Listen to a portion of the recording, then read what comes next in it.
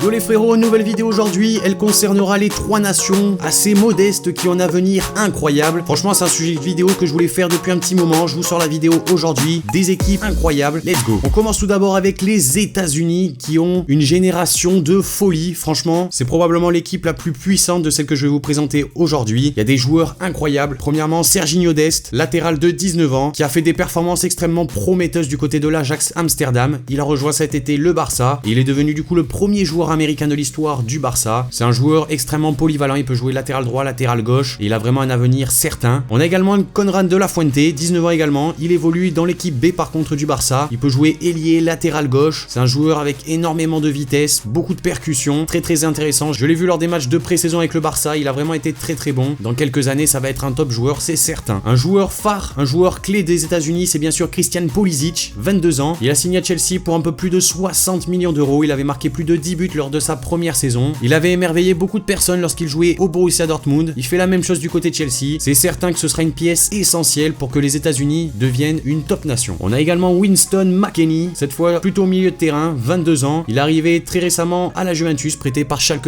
04. En Bundesliga, il a fait des performances exceptionnelles. Durant les matchs de pré-saison, il a joué pas mal avec la Juve. C'est pas forcément un titulaire indiscutable, mais je pense que dans quelques années, il le sera. Et pour le milieu de terrain, ça fait vraiment plaisir. On passe avec un défenseur, Chris Richards, 20 ans, qui évolue lui au Bayern Munich, donc plus dans les catégories jeunes, mais il a fait déjà quelques matchs avec l'équipe première. C'est un joueur avec beaucoup d'assurance, il manque un peu d'expérience. On sait que du côté du Bayern en défense centrale c'est quand même assez costaud, des joueurs comme David Alaba, Lucas Hernandez, Niklas Süle et j'en passe. Il aura sa chance c'est sûr, mais en tout cas du côté des États-Unis c'est un défenseur sur lequel le pays peut s'appuyer, très intéressant. Et bien sûr Giovanni Reina, 17 ans, et il est déjà titulaire au Borussia Dortmund. Il fait une paire avec Erling Haaland juste exceptionnelle du côté des jaunes et noirs. Ça va être une dynamite pour l'attaque des États-Unis. Donc déjà, dès à présent, dites-moi ce que vous pensez des États-Unis pour le futur. C'est vraiment juste incroyable l'équipe qu'ils peuvent construire. Franchement, hallucinant. On poursuit avec la deuxième nation, c'est le Nigeria. Ça fait maintenant pas mal d'années que c'est l'une des meilleures nations en Afrique. Malheureusement, on remarque lors des Coupes du Monde qu'ils sont un petit peu à la traîne face à des nations européennes. Mais en tout cas, la donne pourrait changer puisqu'il y a pas mal de bons joueurs, surtout sur la partie offensive. On a déjà notamment Victor Osimhen, 21 ans, qui a signé au Napoli pour 70 millions d'euros. C'était une réelle révélation l'année dernière avec Lille. C'est un joueur qui va être vraiment très intéressant pour les Nigérians. Il est tout jeune et il sera probablement un des meilleurs attaquants dans les prochaines années. À ses côtés, Samuel Chukwueze, 21 ans, il évolue à Villarreal, attaquant très prometteur, une valeur marchande autour des 20 millions d'euros. C'est un joueur qui a un cadre essentiel à Villarreal. Il joue tous les week-ends, il est très menaçant devant. Donc une paire avec Osimhen, ça peut faire très mal. On a également Alexis Iwobi, 24 ans, formé à Arsenal, qui évolue à Everton, un joueur très important en première ligue, très rapide, un ailier intelligent pour les Nigérians. Emmanuel Dennis également, 22 ans, il évolue à Bruges et c'est un joueur qui marque énormément de buts en Belgique. Je sais pas si vous vous rappelez, mais il avait marqué un doublé contre le Real Madrid en Ligue des Champions. Donc comme je vous dis, sur la partie offensive, il y a vraiment de très grands joueurs, mais également au milieu de terrain avec Wilfred Ndidi, 23 ans, un pilier du milieu de terrain à Leicester. Il est titulaire quasiment à chaque match, pour ne pas dire tous les matchs. C'est un cadre de l'équipe. Il est vraiment très apprécié en première ligue. Beaucoup de grands clubs voulaient le recruter cet été. Finalement, il est resté. Il peut également jouer défenseur central. Bref, le Nigeria, c'est une nation avec beaucoup d'avenir. Pareil, dites-moi dans les commentaires ce que vous pensez des différents joueurs que possède le Nigeria. Et on termine avec le Pays de Galles. Ils se sont qualifiés récemment pour l'Euro 2021 et ils ont une très belle génération, notamment en défense avec Ethan Ampadu, 20 ans. Il a été prêté par Chelsea à Sheffield cet été et l'année dernière il était du côté de Leipzig dans lequel il n'a pas énormément joué, mais les quelques matchs qu'il a joué ont montré qu'il avait beaucoup de qualité et un avenir certain. Donc pour le Pays de Galles c'est vraiment très intéressant. Après on a également un latéral de futur, il s'agit de Neco Williams, 19 ans, formé à Liverpool, qui certes est un petit peu barré par Trent Alexander-Arnold en équipe première, mais qui a quand même joué quelques matchs sous les ordres de Jürgen Klopp. Il pourra plus s'affirmer avec le Pays de Galles. Mais au milieu de terrain, on a également des joueurs avec beaucoup de qualité, comme David Brooks, 23 ans, milieu de terrain extrêmement technique et extrêmement demandé également en première ligue. Il évolue à Bournemouth. C'est un jeune joueur gallois avec un énorme toucher de balle. Il fait vraiment du bien au milieu de terrain dans son équipe et c'est certain qu'il apportera beaucoup de qualité au Pays de Galles, tout comme Harry Wilson, 23 ans, qui a été formé à Liverpool et qui est prêté chaque année. C'est un ailier avec beaucoup de qualité qui sera titulaire certainement en équipe du Pays de Galles, tout comme Daniel James, 22 ans, joueur prometteur de Manchester United avec plus de 40 matchs la saison dernière. Ce sera la petite pépite de cette nation, sans oublier bien sûr des Gareth Bale et des Aaron Ramsey pour encadrer tous ces jeunes joueurs. Je pense que c'est une nation avec beaucoup d'avenir. Donc voilà les amis, cette petite vidéo sur les trois nations modestes avec un avenir incroyable est maintenant terminée. Dites-moi dans les commentaires, pour vous, quelle est la nation qui a la meilleure génération? Alors forcément, j'ai pas parlé de l'équipe de France, puisque je la considère pas forcément comme une nation modeste, sachant qu'ils ont gagné la dernière Coupe du Monde. Mais certes, en France, on a également une belle génération génération. Là, le but c'était de vous présenter des nations qui sont pas forcément très connues comme les États-Unis, le Nigeria, le Pays de Galles, mais qui ont des jeunes joueurs qui sont juste exceptionnels et qui vont probablement pousser leur pays le plus loin possible dans les grandes compétitions. Donc dites-moi ce que vous en avez pensé dans les commentaires. Également, si vous en avez d'autres en tête, notez-les-moi. Vous pouvez également parler de la Norvège. Je suis en train de penser avec des joueurs comme Erling Haaland, voire même Martin Odegaard, le milieu de terrain du Real Madrid. Mais bref, ces trois-là sont vraiment très costauds. Lâchez le like si la vidéo vous a plu. Ça permet également à la vidéo d'être mieux référencée. Je vous le dis, ça fait plaisir. Et moi, je vous dis à la prochaine pour une nouvelle vidéo. C'était Spanox. Allez, salut tout le monde.